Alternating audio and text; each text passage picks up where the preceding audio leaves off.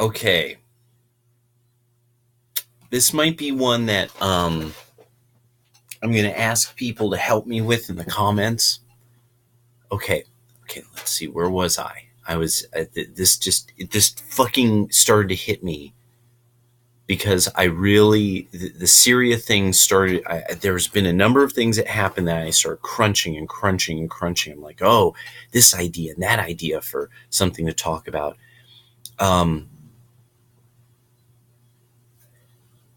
We have a term called liberal.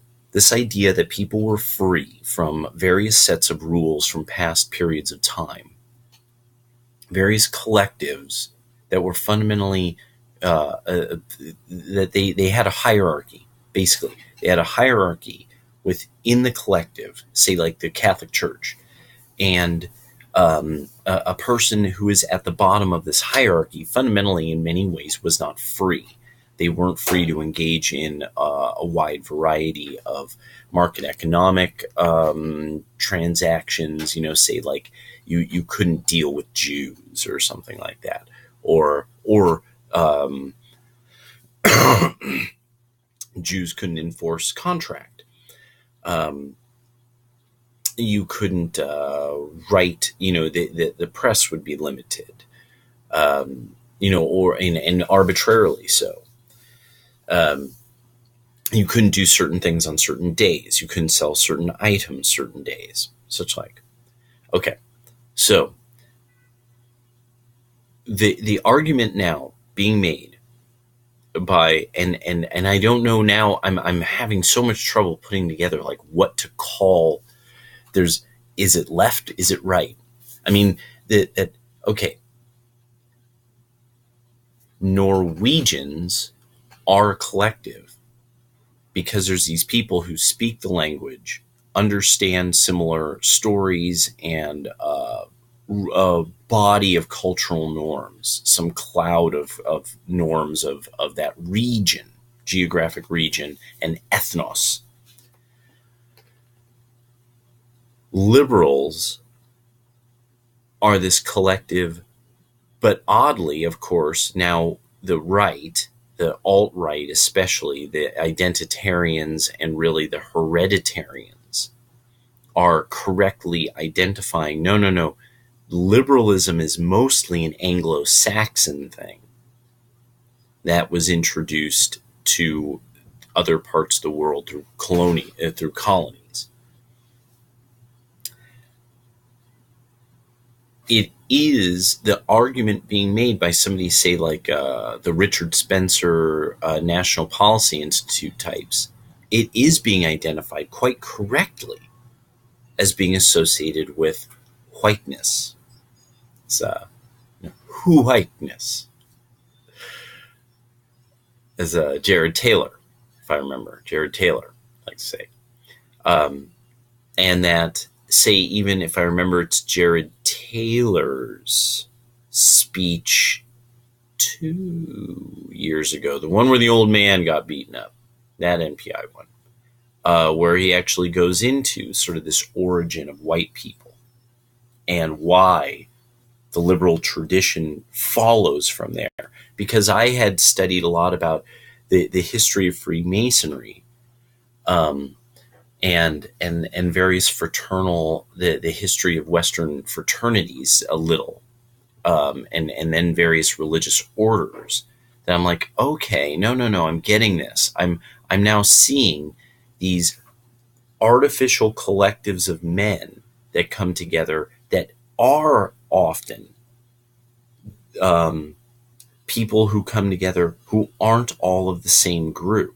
That there's the ones that it's solidly ethnos, that this is a group that forms entirely from their ethnic group, and the men organize and pretty much get things done. This is a really most powerfully seen in like Northern Europe, but really you see this any place where there have been people around each other so long they form tribal identities that can be identified within a day's walk. And so that's why fraternities of Europe, I think, had the kind of power they did. where, say, you don't see them developed in, or nothing that seems to have the same power over the the course of developing society in sub-Saharan Africa. You're not seeing some way that men of, say, either numerous tribes would federate and confederate so as to make deals. You don't see that much. It doesn't appear to be that because there's no indication that is a thing. You're not hearing a name for this. While, say, in the Islamic world, at least one name, such as an Ikhwan, a brotherhood, or the Sufis, demonstrate ones that these are people of different, fundamentally, groups that have sort of collectivized in a way that was fundamentally artificial, but was based around the fact they were of mixed, conquered ethnicities, ethnos.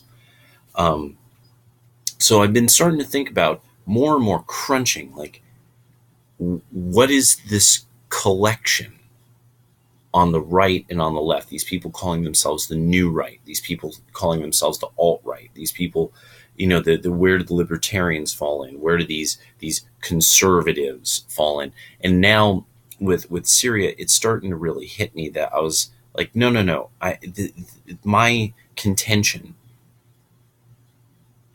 has been for a long time that the right absolutely understands the left. It is totally clear on its face to a person who's on the right what they're seeing when they see the left. When they see liberals, they're seeing somebody who's really kind of on the fence, watching the parade, watching things. They're looking at culture. This is important. They are like they're sitting on a wall. The left is in the streets. They are looking at a house. The right is in the house. The liberals can describe the house. They can walk on that wall. They can describe the lawn. The wall's not large. It's a low wall, little tiny one. Image so it's easier to imagine them walking on. They can walk around. They can see the whole house. They can describe it. They can even get on the lawn, look in the windows now and then. The left even can do most of this. Describe the lawn, describe the grand wall, describe the grand house. Only the right knows how each room smells. Only the right knows what the basement looks like, what the attic looks like. Because the right wants to preserve a thing called civilized society. That's what now the right is. Civilized society has two genders in it. There isn't a demand you come up with. I have pretend words you have to use. Civilized society can't have people who are just like, do you see my sexual organs? Hand me money. No, what? Stop oppressing me. Do you see these? See, I saw you looking. You're oppressing me. Give me money. Now it's becoming very clear. It's becoming totally evident. The right knows what it is, to a great extent. It just feels right. They look out there and they're like, man, those people out there, they're doing what they're doing. You're busy doing your own thing. You're in the house. Nothing matters outside of it. It doesn't matter. Life out there doesn't really matter. It's not really even happening. I mean, it's just people are just like walking. They're just traveling through, walking in circles, looking at this thing called culture. And the right, in some way, shape, or form, is trying to preserve culture. Oh yeah, it makes sense. I bought it for my daughter and that's why it's pink. Oh, I'm sorry, that's not oppression. That's me buying something for my daughter. That's pretty generous. Fuck you. You know, and that the right now they have to tell people to fuck off. They have to tell the left to oh no, you're going to just have to fuck off. The left is because they want to burn the house down. They know they can never really be in it. They know they can never maintain it. They know that it doesn't. They don't want your house to be nice. They want to destroy it. They want to destroy everything that is culture, because in some way, shape, or form, doesn't it doesn't do what they want. Every culture at some point doesn't do what it wants. It's that cat they want to dance with and sing with, but at some point the cat's like, get away from me, and it won't do what they want. The controlling thing, the mother woman controlling thing. It doesn't matter if there's something that if it doesn't matter if there's not really a problem here. I want to solve a problem I'm causing with my mouth.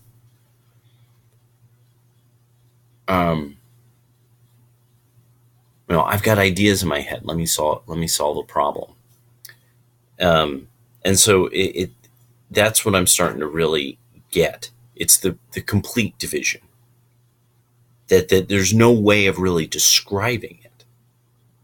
I think we've seen these descriptors in things like ancient holy texts, but they don't. It doesn't even make sense to us. Like, why? The wicked. There are wicked people, and it's like, oh no. It's that there's these social norms. The social norms are all a part of the culture. Like, why you do this is rooted in this, and that's tied to this, and it has an allegory to this, and it correlates to this, and well, that's the issue with culture. And so at some point, like, why you treat a woman like a lady has a whole series of associations. Oh, and that's why. And then this is say a way that we address people, and this and that, and that, and this, and this, and that. And that really goes back to fundamental evolution of Western culture, But you see that would be knowing who you are, knowing you're somebody of the West, so that you could explain the norms of the West, that the norms of the West will just be the norms of the West. You can't have other norms. Those would be some other places and other ethnos' norms. The right is going to have to organize around something that's other than religion. And this is the weird thing. Well, so do you mean like the Freemasons? Well, it is going to have, friendly societies are going to have to come into existence for the young male right. And the first one is going to get struck like lightning, but it's going to have to be something like similar, like to the YMCA, Young Men's Christian Association. Something's going to have to form that is fundamentally right wing and is like physical in nature, and probably based around physical culture, gun club, archery club, boxing or weapons training club, that kind of thing, outdoorsman, stuff. And that it would be openly so. That the idea is that it really is about Americana. It's an Americana club that they familiarize people with old writing, older eras of American music. A lot of just these things that you preserve about the culture, and that these organizations that they literally are built to preserve things and find old stuff and have people meet up and talk about them, and because that's the way us fellas are. Eventually the women will come along and they'll get into it themselves. Inevitably that will happen. And it's not being retro, it's preserving various things from past culture.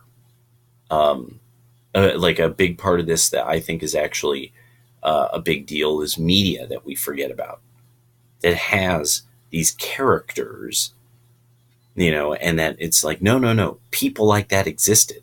That was a real accent at one time.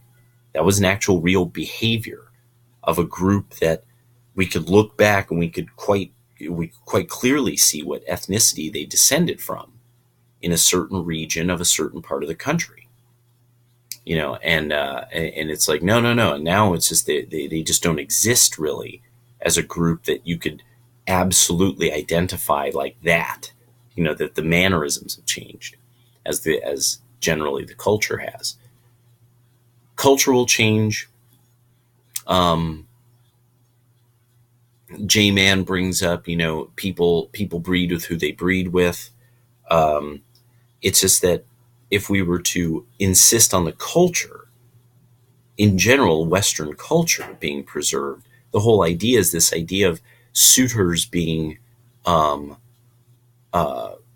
being a big deal, and that the whole idea of that it's a big deal for a woman to come to a point where she's starting to date somebody and look for somebody to be with for a long time, and to be with ideally for her whole life.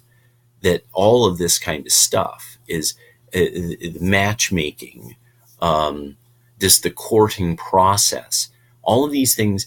In some way, there's a bunch of people who will want to do them. There will be those guys that the right will have its way of there being MGTOW men, because the culture has always had this. American culture has always had a large group of men who were just laborers.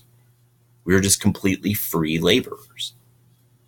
And so it just exists. It is what it is. It was what it was. And there's going to be those men who will marry, and there should be, the culture should have what it has for each group, because they're not artificial.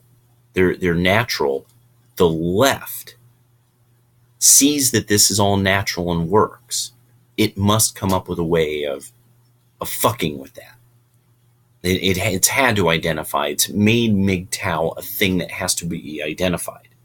It can't just be just men going their own way. And even the name is like, men going their own way. It's not some fancy schmancy name. It doesn't have a weird hat with stuff coming at. There's none of that. There's nothing effeminate and strange about it. It's just no. It's just a bunch of guys who just do what they want, and now and then we find our interests coincide, and we have the internet, so we can talk to each other on the internet. It's not like we don't have like costumes and handshakes here, and so that, but the left has to think of it in those terms, because what they're referring to is the Freemasons, and the Freemasons are associated with liberalism, which and for some reason, fancy hats and handshakes were a key aspect of making liberalism a movement that carved a space out in the world, in a world where basically there's a bunch of cultures and they have their hierarchies. And this group was like, we want to carve out a space among the Anglo-Saxons that decimates all the hierarchies that it comes across. And now there's various cultures that they're like, no, you're trying to decimate us.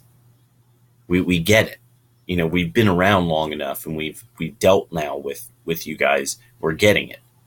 You will decimate our culture itself, and that can't be. We can't allow that. Or at least we can we can call it for exactly what it is. We could absolutely call it out.